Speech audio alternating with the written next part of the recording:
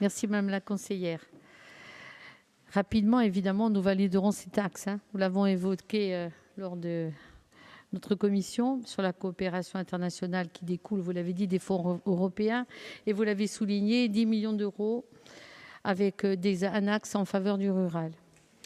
On ne rentrera pas dans le détail de tous les points soulevés dans le rapport, mais l'objectif de ces taxes étant l'éducation et la formation des adultes acteurs de l'ESS, je voudrais me faire l'écho de la remarque du CESEC, selon laquelle la transposition ne peut servir d'inspiration, comparaison n'est pas raison.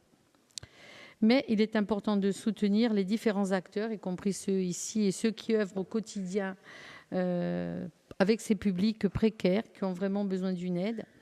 Et je voudrais parler aussi des différents territoires, car nous avons des spécificités qui nous sont propres.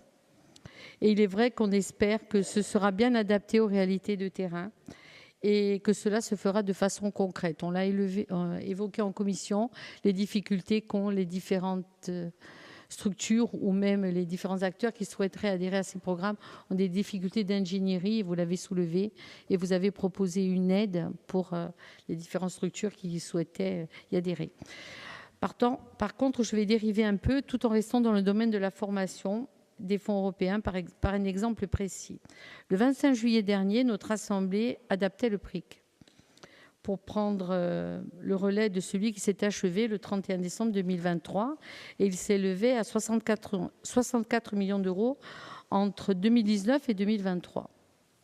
Dans la nouvelle convention, la CDC prévoyait un montant socle d'un montant annuel de 7 millions d'euros pour 1 000 entrées en formation par an, avec une priorité aux bénéficiaires du RSA, aux personnes en situation de handicap et aux seniors. Un autre levier qu'il est important de mettre en place. 6 mois après, je souhaiterais savoir où nous en sommes. Il n'y a pas encore eu d'appel à projet découlant du PRIC à ce jour à notre connaissance. Et qu'en est-il donc pour l'année 2024 ? Je tenais donc à vous alerter sur la déclinaison des décisions que nous prenons ici en rappelant que ça doit pouvoir se concrétiser sur le terrain de façon adéquate.